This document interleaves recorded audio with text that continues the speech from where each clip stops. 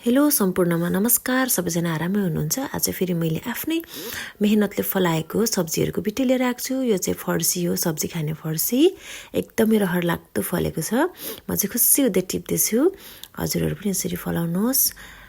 तीनटा टिपेँ मैले आजको लागि। म चाहिँ यहाँ आउँदाखेरि एक हप्ता दिन पुग्ने सब्जीहरू लिएर जान्छु। अब यहाँ मटर रोपेको थिएँ, यति राम्रो मटर फलेको छ। यो चाहिँ सायद सपोर्टर पाएर होला, यसलाई ठेट भाषामा भन्नुपर्दा थाक्रा पाएर चाहिँ एकदमै माथि मभन्दा पनि अग्लो गइरहेको थियो। म त फल्दैन होला भनेको त यति मजाले फलेको छ, यति धेरै फलेको छ, एकदमै रहर लाग्दो फलेको। हजुरहरू पनि यसरी फलाएर खान सक्नुहुन्छ है साथीहरू।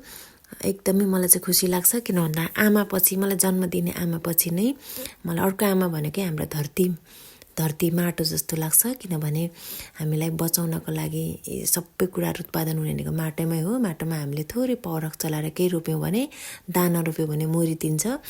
एकजना आलुले झन्डै 1 केजी आधा केजी फलिदिन्छ। हेर्नुहोस् त कति रहर लाग्दो। अनि किन नगर्ने, एकदमै सबैले आफ्नो खाली बारी अलिकति पनि नराखी आफूले खाने मात्र उत्पादन गर्नुभयो भने पनि एकदमै राम्रो हुनेछ। स्वास्थ्यलाई पनि एक्सर्साइज पनि हुने, दैनिक एक्टिभ हुँदाखेरि। हेर्नुहोस् त यो चाहिँ मैले मटरको मुन्टा खानेकै लागि एक साइड चाहिँ काटेको छु। यो मुन्टा एकदम मेरो फेभरेट हो, मलाई एकदम मनपर्छ। यति खान पनि मनपर्छ, आलुमा छुट्टै भुटेर खान पनि मनपर्छ, आलुमा मिसाएर खान पनि मनपर्छ।